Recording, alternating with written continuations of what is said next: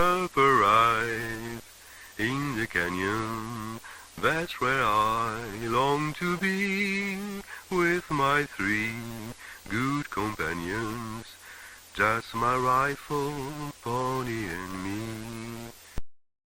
Bonjour à toutes et à tous, ou bonsoir, je sais pas, ça dépend de l'heure à laquelle vous allez découvrir cette vidéo. À côté de moi, il y a Jean-Claude Martin, c'est bien comme ça que l'on dit, j'espère que je Oui, ne me oui, suis oui. pas trompé sur la Jean-Pierre prononce. Martin, voilà, c'est ça. Ouais. Très, très bien, alors comment vas-tu? Ça va très bien, merci. Et toi? Eh ben, je vais bien, je suis très content qu'on puisse discuter enfin tous les deux. Alors Jean-Claude Martin est écrivain, philosophe, écrit pas mal de bouquins et aujourd'hui il est là pour discuter d'un cinéaste. Je pense qu'on partage ce point commun d'aimer, d'apprécier énormément sa filmographie, même quand il a tendance parfois quand il a tendance à être un peu fatigué, ben on y trouve quand même une certaine richesse. C'est Ridley Scott et il est là, Monsieur Jean-Claude Martin, pour ça. C'est-à-dire philosophie du monstrueux, Ridley Scott, philosophie du monstrueux, qui est édité aux Impressions Nouvelles, qui est paru en fin 2019, si je ne me trompe pas. Mais il n'est jamais trop tard pour parler de ce genre de livre, ce genre de cinéaste. Et d'ailleurs, je voudrais, avant qu'on commence l'entretien, remercier énormément Emeline Bécher et Dick Tomasovic qui m'ont aidé à préparer cette émission. Donc, je remercie aussi Jean-Claude d'avoir accepté cette interview pour parler donc de ce cinéaste et de ce livre-là. Et avant de commencer de parler du livre, de l'entretien, une question vraiment très importante comme ça que j'ai eue la première fois en découvrant ce bouquin, c'est pourquoi. Alors, tu y réponds à cette question dans le livre, mais voilà, on est de vive voix. Pourquoi Ridley Scott? D'abord, comment tu as rencontré Ridley Scott, c'est-à-dire sa filmographie? Comment ça s'est passé? À quelle occasion? Est-ce que tout de suite tu as été emballé par ce cinéaste ou il t'a fallu un peu de temps? Et est-ce que très très vite tu t'es dit il faut absolument que je travaille sur ce cinéaste-là?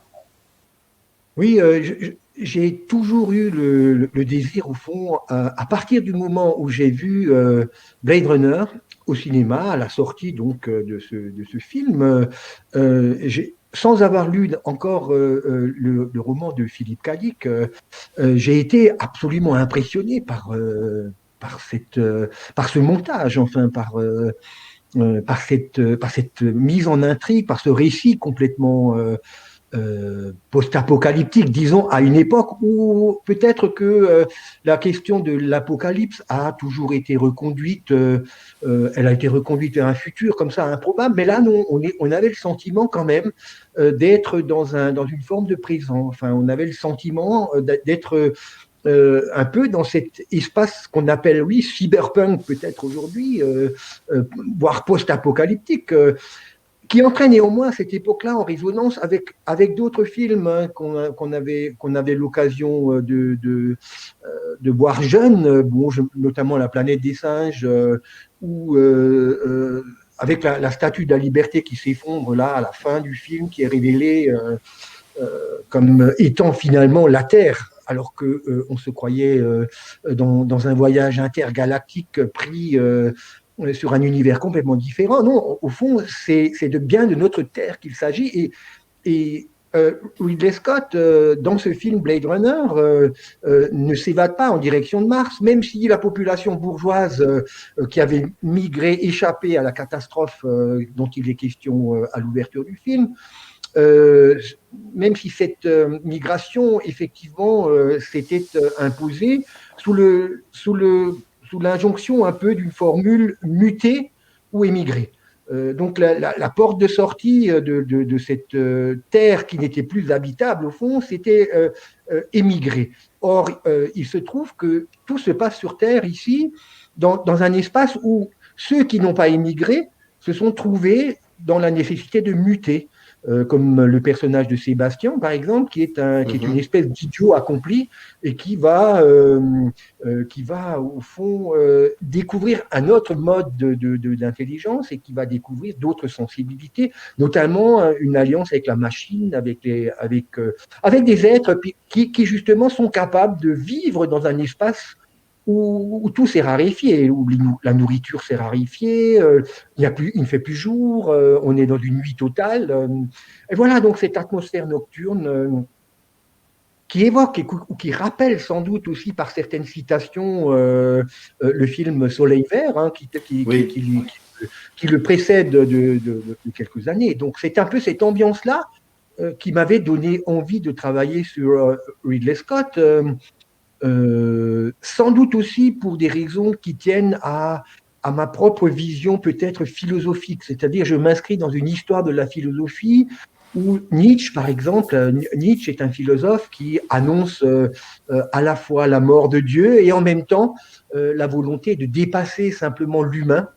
Et donc, ça, on pourra peut-être en parler autrement, peut-être qu'en direction du post-humanisme. Je trouve que justement, Ridley Scott n'est pas inscrit dans cette vision post-humaniste ou ce post-humanisme bourgeois de ceux qui cherchent à prolonger leur existence, au fond. Hein. C'est pas du tout ça. Hein. C'est au contraire, il y a chez Ridley Scott la question qui est comment continuer d'exister pour des classes sociales qui ne visent pas du tout la possibilité de survivre de manière technique ou de manière informatique ou de manière numérique à la destruction. Ce sont au fond des sociétés, des grands trusts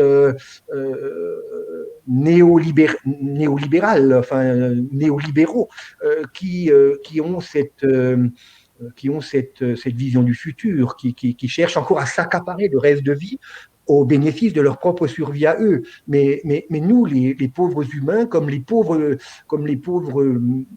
réplicants, les pauvres cyborgs, finalement, ne pourront pas aspirer à autre chose qu'à la destruction. Et c'est bien l'idée du film, hein, Blade Runner, c'est Betty qui est une machine humanoïde qui cherche une survie possible en retournant voir Tyrell pour éventuellement recomposer ses logiciels et pour lui donner un peu un bol d'air, une survie possible. Mais au final, le temps d'existence de ces êtres cybernétique est très compté. Enfin, je crois que c'est 4 années à peu près pour la génération d'Android dont Betty fait partie.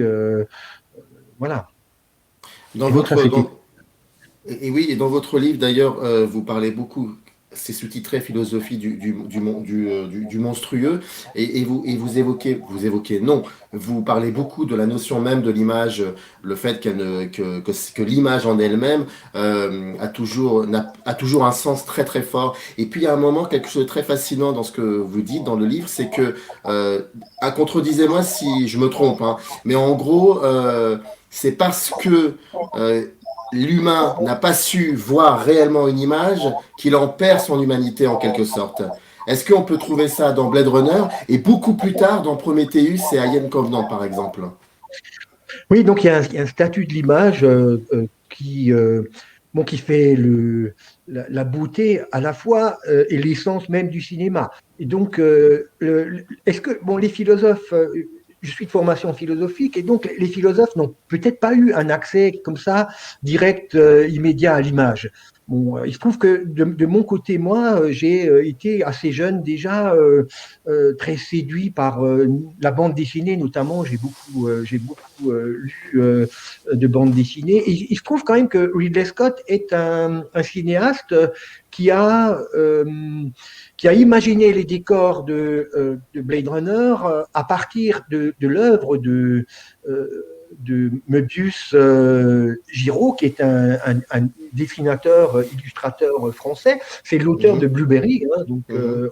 il est connu sous le nom de Giraud en France, mais il fonctionne sur une double identité finalement. Et donc le nom de Möbius c'est le même dessinateur qui est très connu aux États-Unis et qui est à l'origine, au fond, de cette vision assez particulière de la ville et qu'on retrouve dans une bande dessinée qu'il a réalisée avec Jodorowsky, qui s'appelle L'Incal.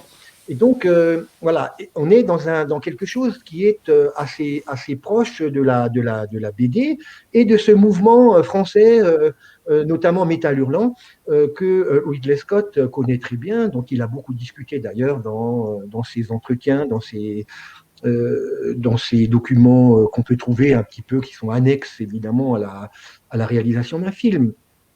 Il y a donc cette prégnance, si je puis dire, ou cette importance de la BD qui m'a immédiatement, moi, branché sur le monde de l'image.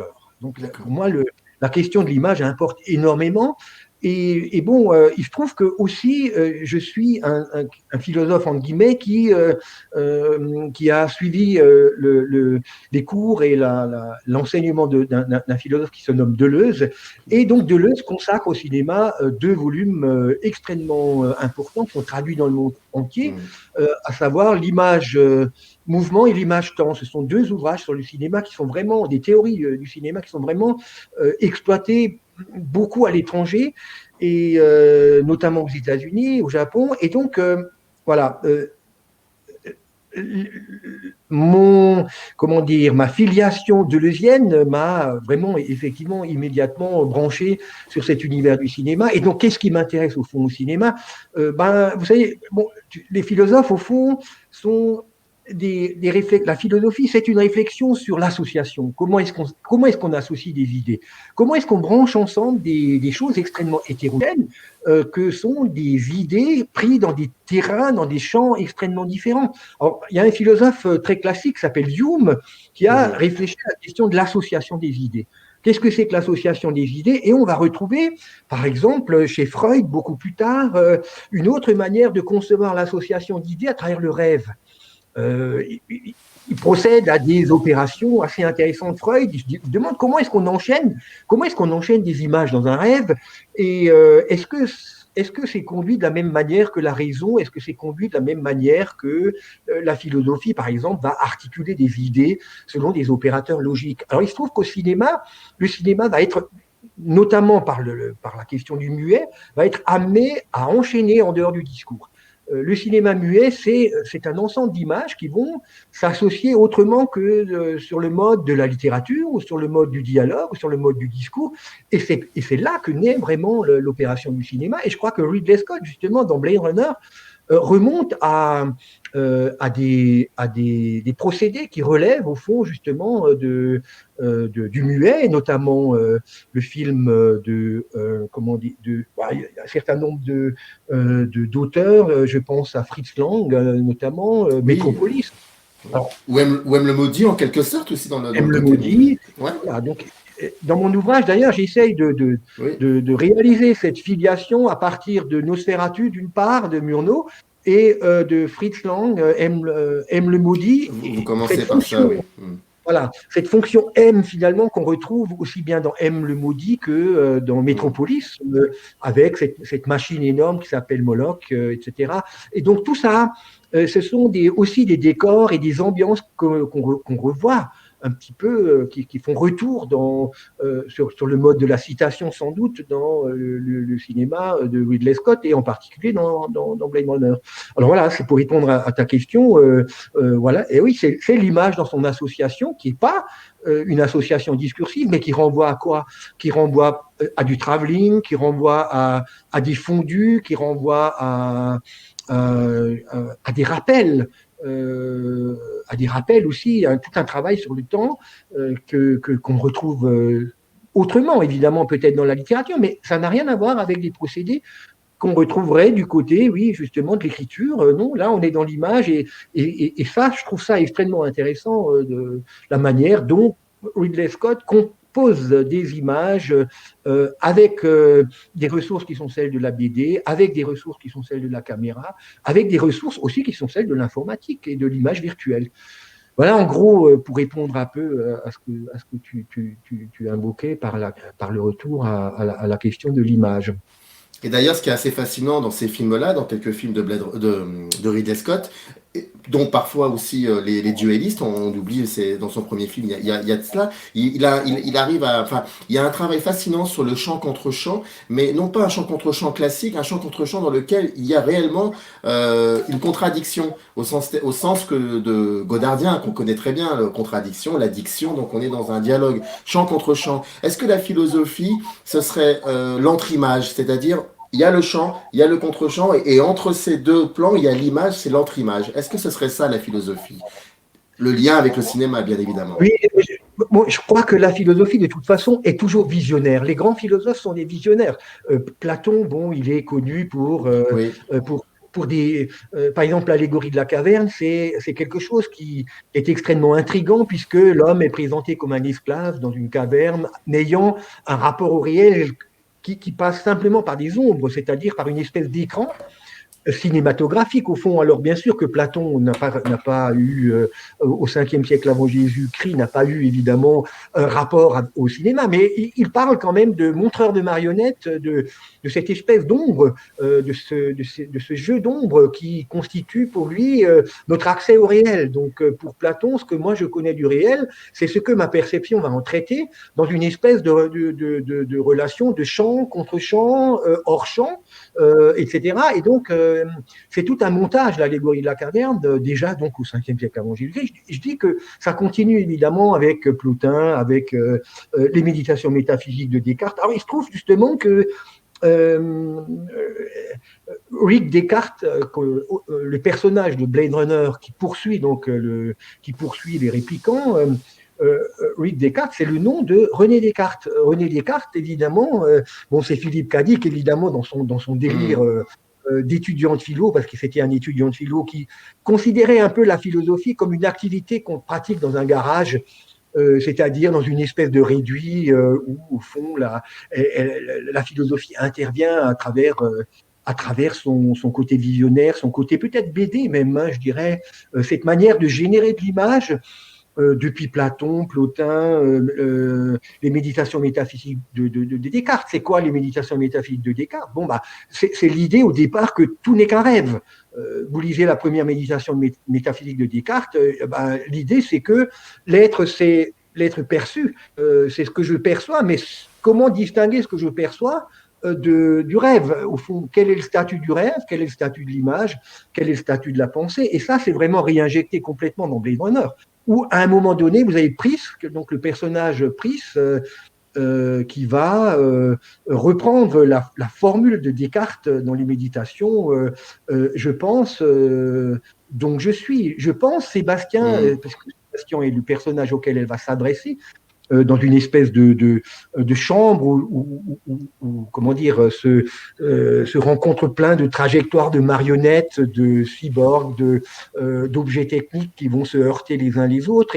Et au moment de mettre sa main dans une espèce de casserole en ébullition pour en prendre un œuf et ne pas se brûler, elle va dire je pense, donc je suis. Un cogito ergo sum, c'est la formule même de Descartes dans les méditations métaphysiques. Mais ce qui est intriguant, je trouve, dans cette manière dont la machine elle-même se montre au fond capable de penser et par conséquent d'exister et de prendre conscience de son existence, ce qui m'a intéressé beaucoup, c'est que, au fond, en prenant cet œuf bouillant sans s'ébouillanter, sans avoir mal, sans éprouver de douleur, elle aurait peut-être pu imaginer quand même qu'elle ne sent pas.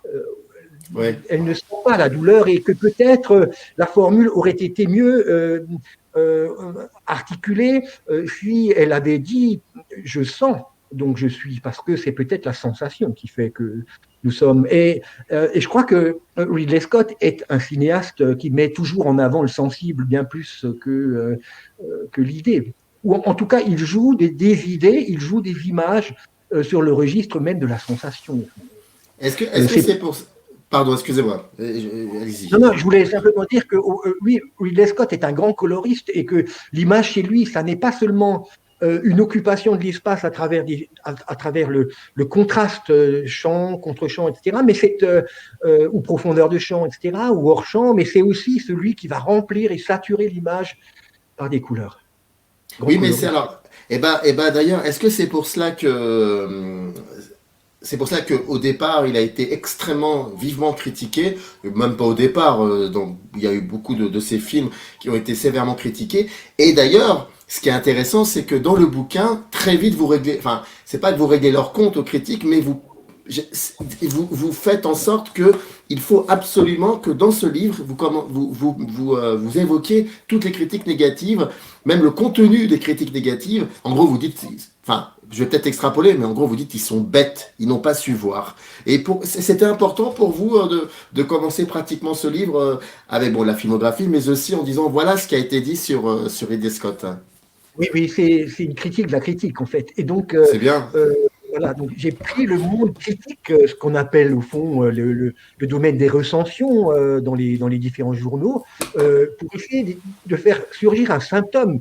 Parce que la façon dont Ridley Scott est descendu en France, notamment par certains critiques, relève de l'extravagance totale. À un moment donné, il est comparé, le film sur l'Ancien Testament, donc sur Moïse, est comparé, notamment l'épisode de la mer Rouge, à une chasse d'eau qu'on tire, quoi. Enfin, par un critique qui n'a jamais réalisé quoi que ce soit de mémorable. Donc, oui, il m'importait en effet d'essayer de dégager d'abord l'image de la pensée qui constitue la réception même de Ridley Scott. Je trouve que il y a une double erreur par rapport à Ridley Scott. La première consisterait à dire que c'est un cinéma grand public, c'est du commercial, c'est de l'argent. Alors que je suis désolé, Blade Runner est un film qui n'a pas marché au moment même de sa sortie en salle de cinéma.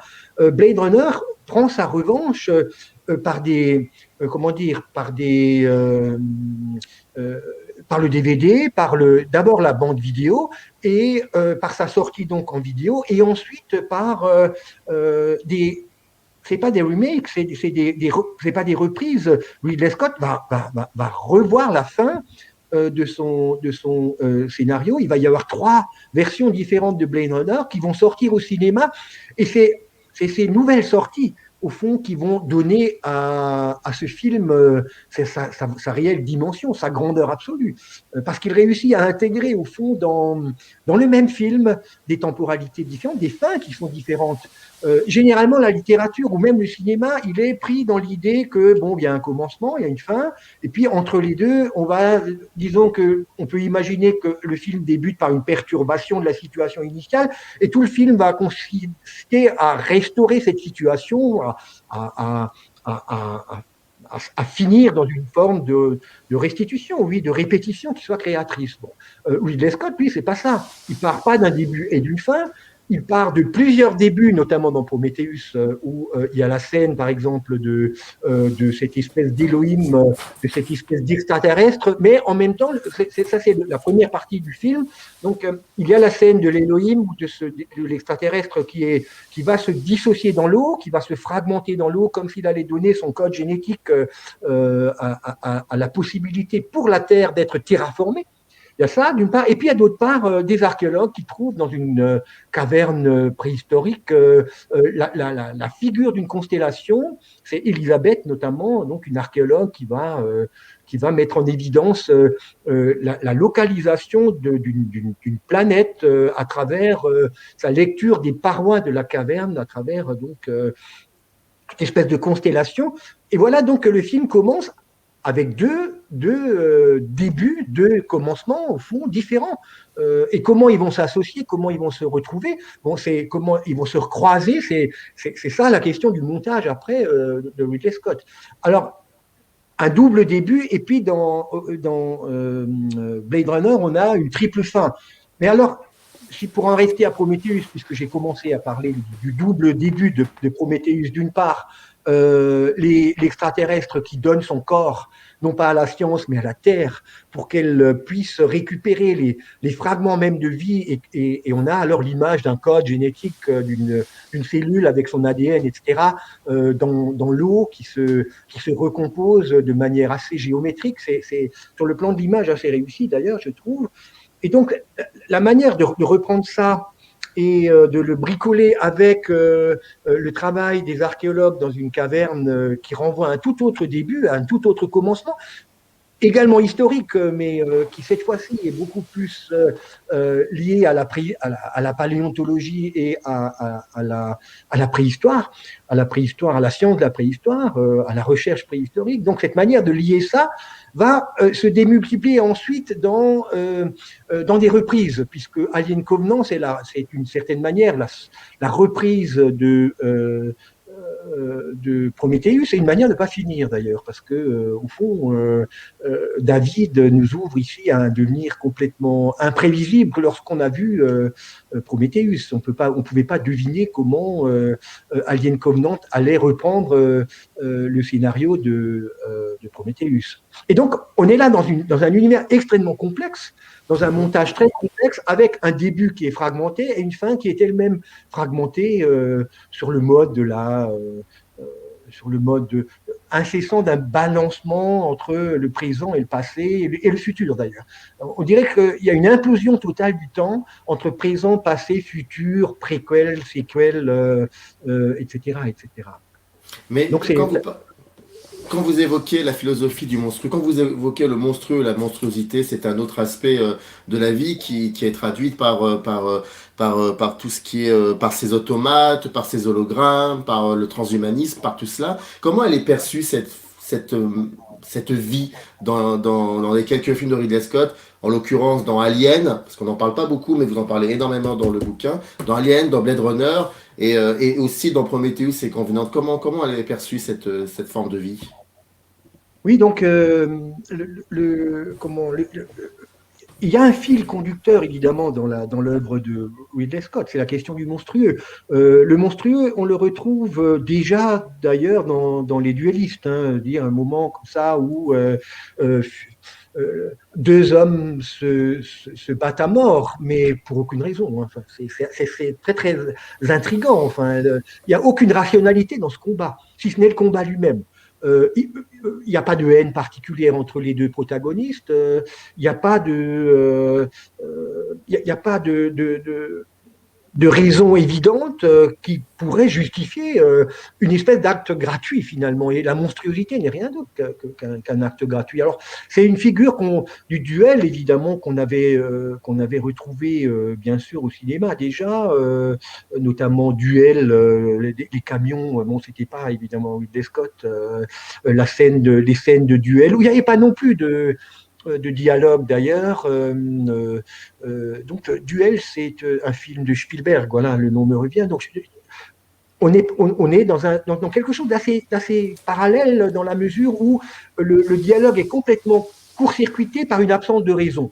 Pourquoi le camion dans Duel va-t-il poursuivre cette voiture à un moment donné qu'on va deviner aussi le camion à travers un gros plan sur l'enjoliveur de la roue, etc., etc. Alors, comment est-ce que se produit ici l'ordre des raisons? Ah ben, il n'y en a pas, il n'y a pas de raison, on ne sait pas pourquoi. Cette voiture en particulier a été prise en chasse par un camion. Et de même, Quand on est dans de la mer, il n'y a pas de raison que ce requin a cette envie uniquement de tuer ce personnage-là, en l'occurrence. mais c'est ça. Donc il y a une absence de raison qui fait le côté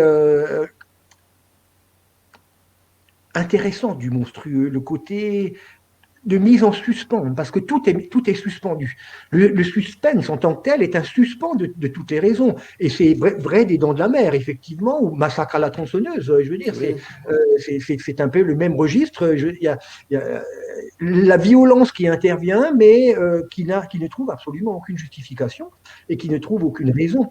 Et donc ça, c'est quelque chose, en effet, dans les duellistes qui est injecté tout de suite à même le cinéma et qui va se retrouver dans Alien. Bon, Alien, c'est la présence au sein du Nostromo, qui est une embarcation intersidérale, une espèce de navette spatiale. Au fond, le Nostromo, oui, il y a Alien ici, mais pour quelle raison? Qu'est-ce qui fait qu'à un moment donné se rencontrent l'homme et Alien? Alors, ce qui m'a bien plu dans le film Alien, c'est qu'au départ, les premières images, si on n'avait pas vu, disons, le générique, si on n'avait pas vu l'affiche l'affiche publicitaire si on n'avait pas vu toutes les campagnes publicitaires autour du film, on ne saurait pas qu'on est dans une navette spatiale. La question est qui filme. Tout le monde dort dans cette navette. Au départ, il n'y a aucune présence immédiatement perceptible. Alors la question est qui voit. Quelle est l'instance même qui filme alors pour les besoins du cinéma et du film en lui-même, bien sûr qu'il fallait un caméraman, mais dans l'esprit même du film, je veux dire, il y a ici une fonction témoin. Il y a ici une fonction témoin qui est absolument irrationnelle. Enfin, on ne sait pas qui voit. Alors, on va comprendre à un certain moment, on va comprendre que c'est la caméra de surveillance du Nostromo, donc de ce vaisseau spatial. C'est la caméra de surveillance qui va donner accès aux images. Ce qui est filmé là, et il y a à un moment donné un mobile orange juste devant l'ordinateur posé sur le casque d'un astronome, donc posé donc sur le casque pendant que tout le monde dort. Il y a un mouvement perpétuel, celui de ce petit bonhomme, et puis il y a cette présence de la caméra de l'ordinateur aussi qui s'appelle Mother, qui est la mère, donc, et qui va surveiller ce qui se passe et qui va filmer. Et donc, au départ, on ne sait pas où on est dans des couloirs, on est dans des pièces, on est promené dans le vaisseau spatial, et c'est seulement au bout d'un certain temps qu'on va avoir des images extérieures. Et puis, finalement, cette espèce de son strident qui va réveiller les occupants de cette navette spatiale, du Nostromo, pour les diriger vers une planète où apparemment une forme de vie aurait été détectée. Mais ça ne rentrait pas du tout dans leur mission première. Donc, cette espèce de rencontre avec, disons, l'alien n'était pas programmée de manière informatique, n'était pas prévue dans l'algorithme qui conduisait le vaisseau à bon port, à destination. Et donc, c'est par le hasard pur qu'est rencontré cet être étrange. Et Ridley Scott aurait envie sans doute d'un dernier film sur cette rencontre étrange. Il aurait besoin d'un dernier film, dit-il, pour expliquer un peu la raison, ou en tout cas ce qui a fait que l'homme ait pu rencontrer Alien. Alors, cette rencontre, elle a lieu sur une espèce de planète tout à fait étrange, dans une espèce de lieu étrange, parce que nous ne savons pas d'emblée de quoi il est question. Quand le vaisseau, la navette qui atterrit sur cette planète filme les décors, enfin filme le monde extérieur, il s'agit comme d'une espèce d'os. On ne sait pas si c'est un os ou si c'est un être vivant ou si c'est un vaisseau spatial, on ne sait pas trop au départ. Et puis c'est encore la caméra qui donne accès à la vision. C'est pas des perceptions humaines, hein. L'image de Ridley Scott, c'est très souvent des visions qui sont celles de la caméra elle-même, ou alors qui sont celles d'une fonction témoin d'un ordinateur. Et l'ordinateur va nous donner accès à ce boyau obscur, étrange, qu'il va analyser et dont on va se rendre compte finalement que, je ne sais pas si d'ailleurs dans le premier Alien, on a vraiment conscience de la nature même de l'endroit, mais et qu'il s'agit d'un vaisseau spatial. C'est dans Prometheus surtout que l'évidence se fait jour. Mais enfin, les différents cosmonautes là sont amenés vers ces œufs et sont complètement sidérés.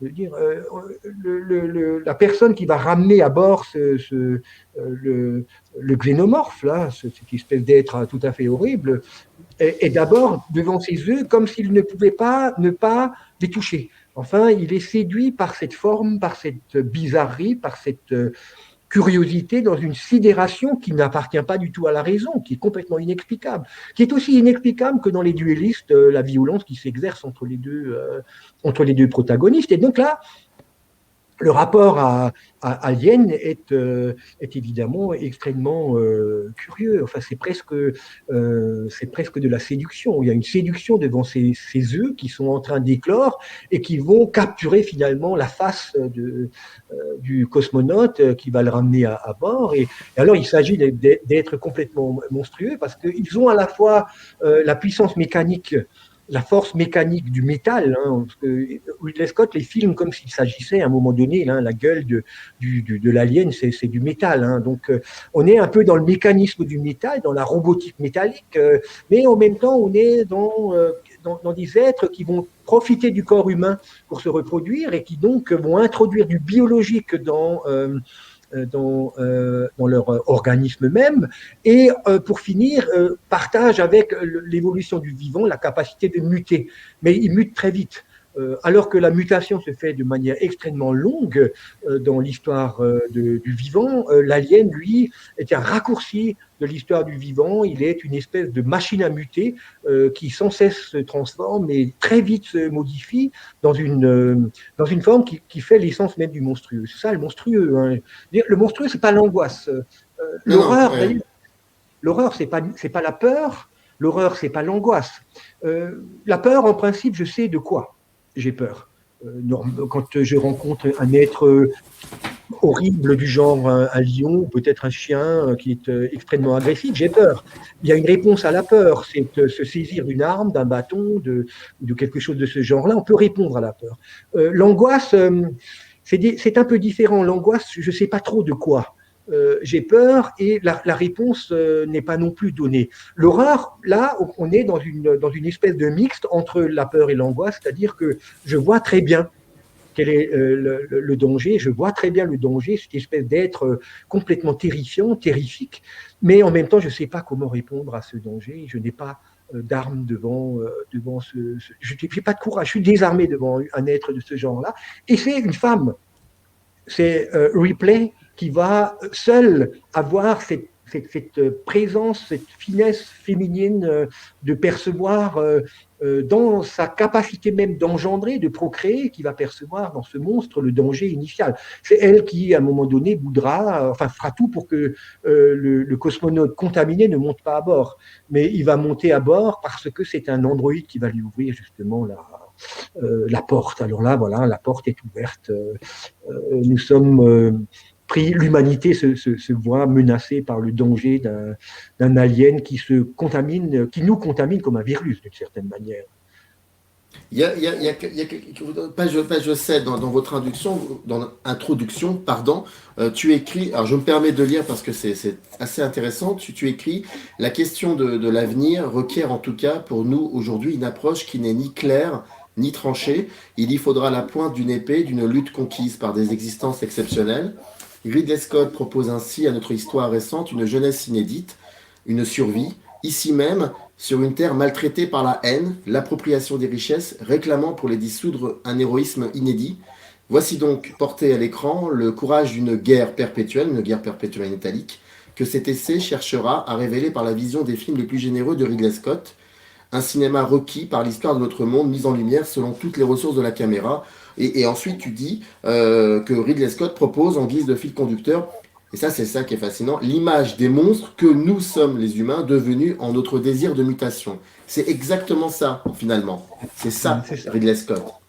Oui, oui, tout à fait. Mais là, vraiment, c'est l'idée du. Parce qu'on peut toujours on peut toujours se rassurer dans la vision un peu philosophique, notamment, je pense à un ouvrage de Kant sur la paix perpétuelle. Hein, c'est un ouvrage du XVIIIe siècle où l'histoire était vue comme une espèce de réunion progressive des nations en direction d'une forme de mondialisation qui pourrait conduire par la mise en œuvre d'un droit international à une forme de paix perpétuelle. Mais on voit bien que le réel, c'est pas ça. Ridley Scott nous met face au réel. Je veux dire que Mogadiscio ou des choses comme ça, c'est quand même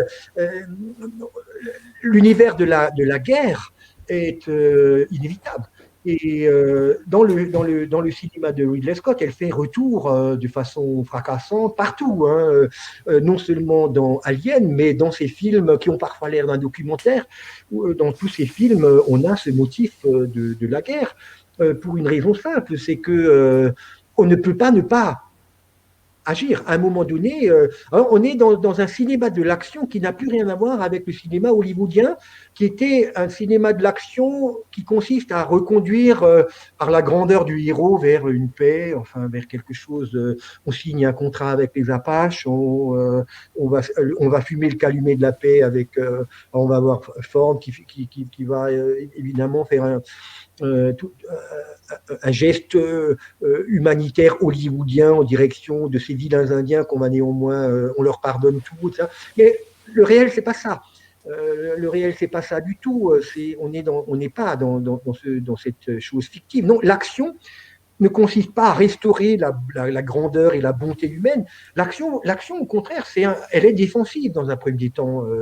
C'est un peu cet état qu'un autre philosophe qui est écossais, comme Ridley Scott, ou en tout cas qui est un philosophe anglais, appelle la guerre perpétuelle. Je parle de Hobbes, dans le Léviathan, qui est le Léviathan, c'est le titre de la baleine qui est monstrueuse en elle-même. Hobbes est l'auteur, un philosophe donc, du XVIIe, qui est l'auteur d'un ouvrage sur une espèce de politique complètement monstrueuse qu'il appelle le Léviathan, et où, au fond, la guerre, elle fait l'essence de l'homme. Hobbes dit que l'homme est un loup pour l'homme. L'homme est un loup pour l'homme dans un état de guerre perpétuelle. Et quand on voit le film de Ridley Scott sur Robin des Bois, par exemple, on retrouve tout cet univers-là, tout cet univers de cette fragilité, cette unité de l'Angleterre qui est très difficile à conquérir et qui est prise dans des querelles perpétuelles. C'est aussi le cas de Walter Scott, Ivanhoe. Bon, Walter Scott et Ridley Scott, je pense qu'il y a une filiation qui n'est pas juste celle du nom, mais on est dans le même type de problème. C'est que nous avons à perpétuellement nous défendre d'un alien qui est nous-mêmes, effectivement, qui n'est pas seulement le voisin, parce que là, ce serait évidemment facile, mais c'est déjà en soi, dans notre propre intimité, que la violence prend naissance dans une forme que l'animal, lui, ne connaît peut-être pas, puisque l'animal ne met pas mort. Quand on dit que c'est la peine de mort, l'animal ne connaît pas. Enfin, l'animal ne tue jamais son semblable, sauf par accident.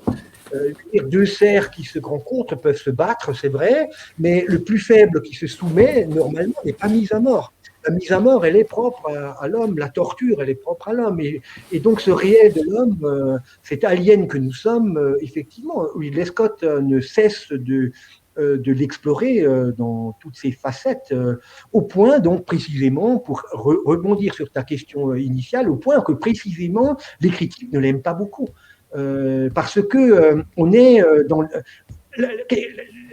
la critique, elle a un petit peu soit l'idée d'un Ridley Scott machiste, parce qu'il va avoir un personnage féminin qui va s'enrôler dans l'armée et qui va se couper les cheveux très courts ou même se raser voilà, c'est ça. Voilà, bien sûr. Donc pas féministe pour un rond, ou alors que quand même, on lui doit.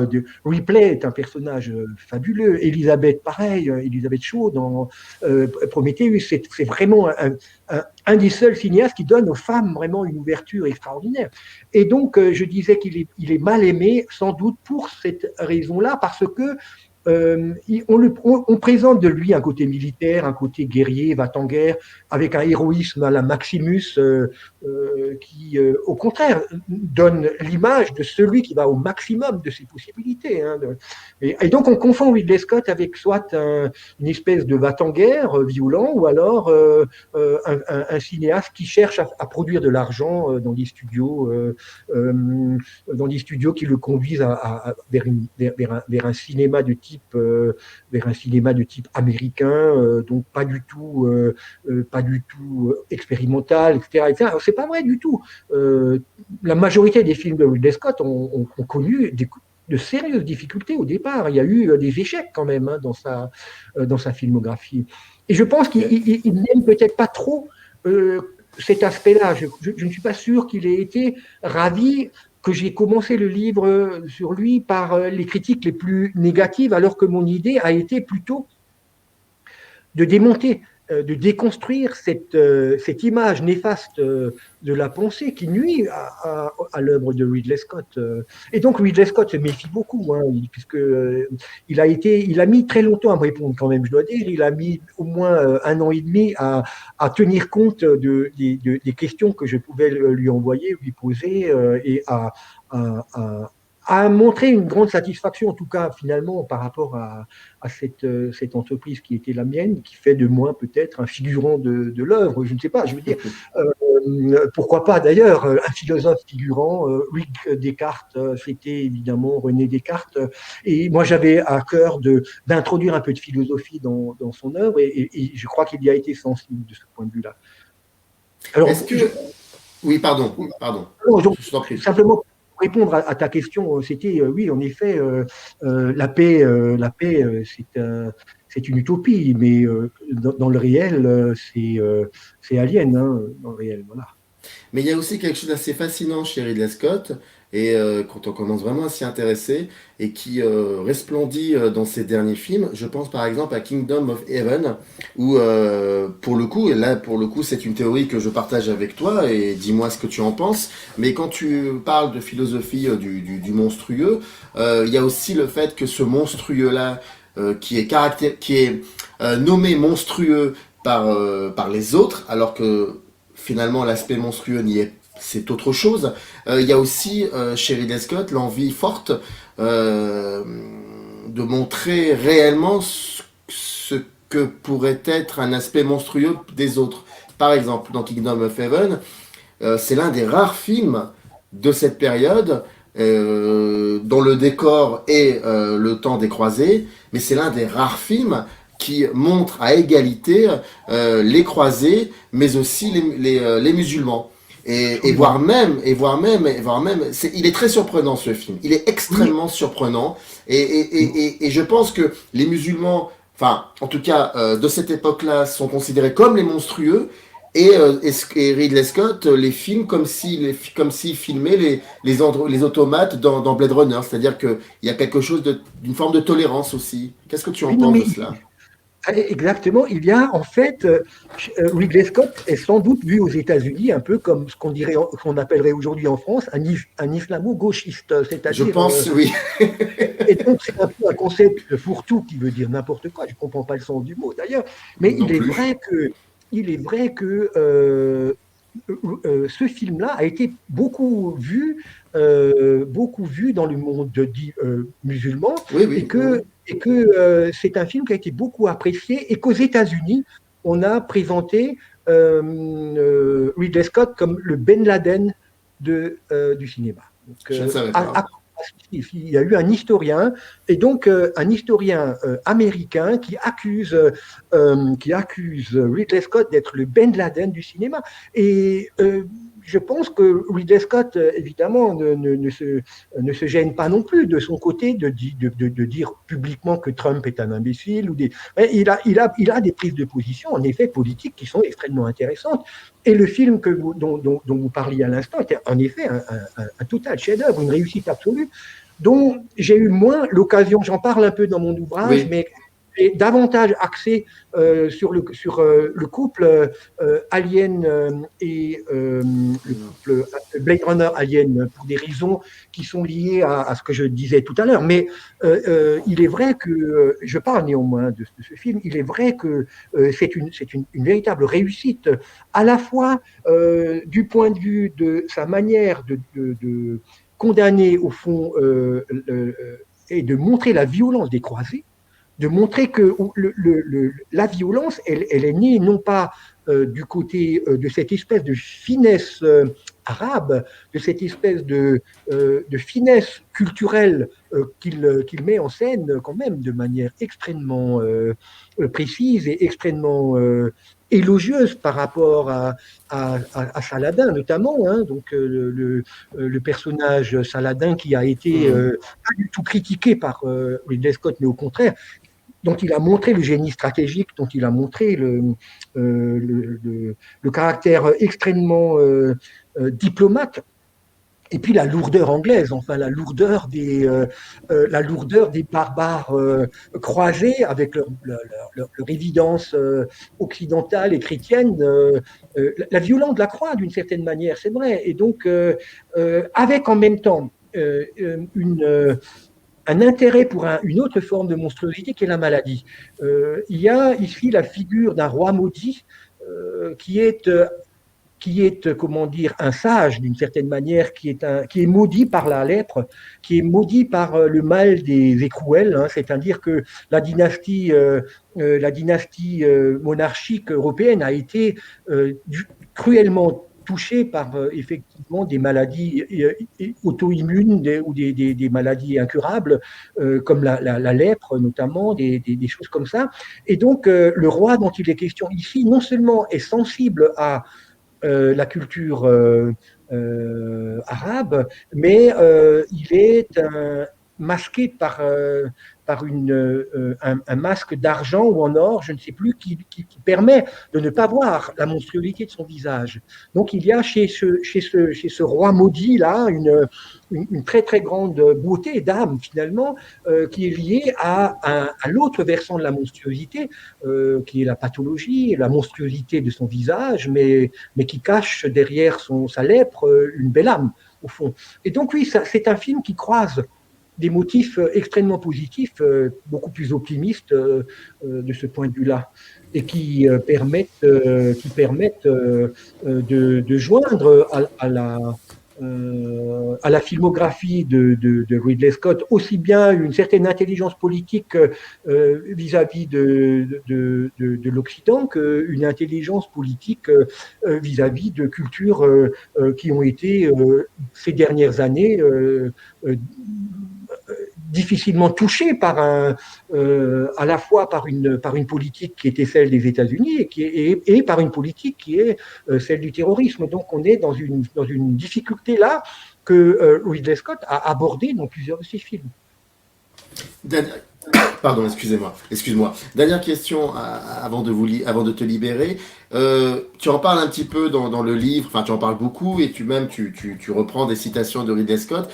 Qu'est-ce que tu penses, toi, du Blade Runner 2049 de Denis Villeneuve?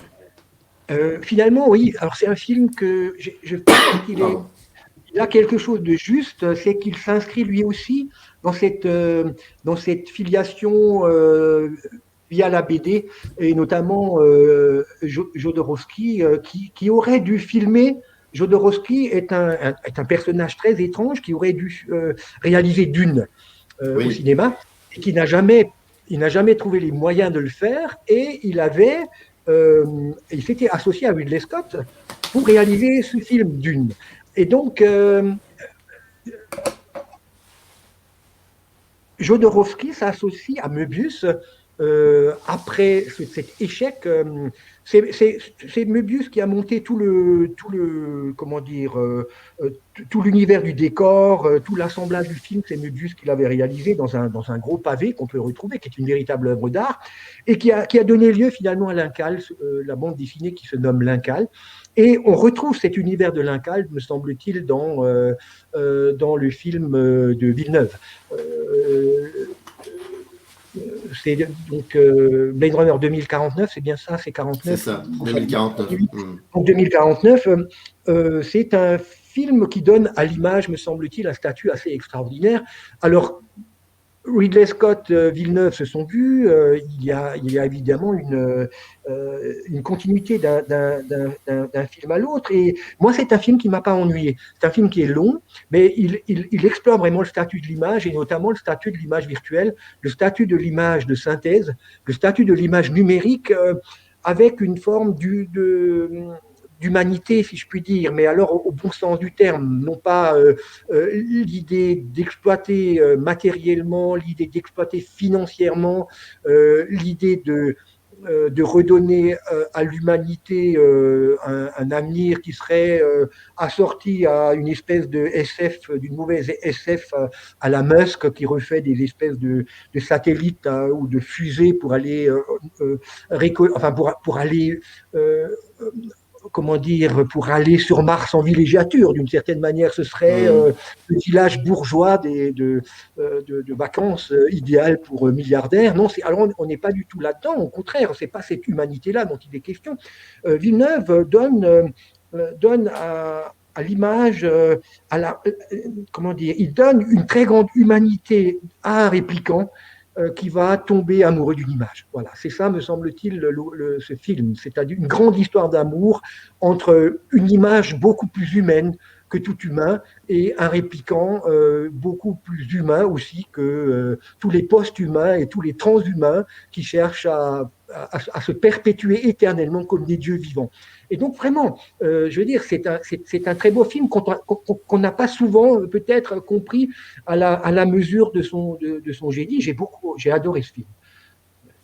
En tout cas, merci beaucoup. Je répète, hein, c'est Ridley Scott, Philosophie du monstrueux. Le livre est édité chez les Impressions Nouvelles. Il est paru fin 2019, mais il est encore accessible, hein, bien évidemment. Je mettrai le lien du site des Impressions Nouvelles sur cette page dédiée. C'était Jean-Claude Martin qui a répondu à mes questions. Merci beaucoup d'avoir déjà accepté cette invitation et d'avoir pris le temps de parler de ce livre, mais de faire aussi des digressions, voilà, et de revenir sur l'image même, la notion même de l'image. Merci beaucoup, et puis j'espère qu'on se reverra très vite pour une autre actualité. En tout cas, ce fut un plaisir. Très bonne fin de journée. Pareil. In the canyon, that's where I long to be, with my 3 good companions, just my rifle, pony and me.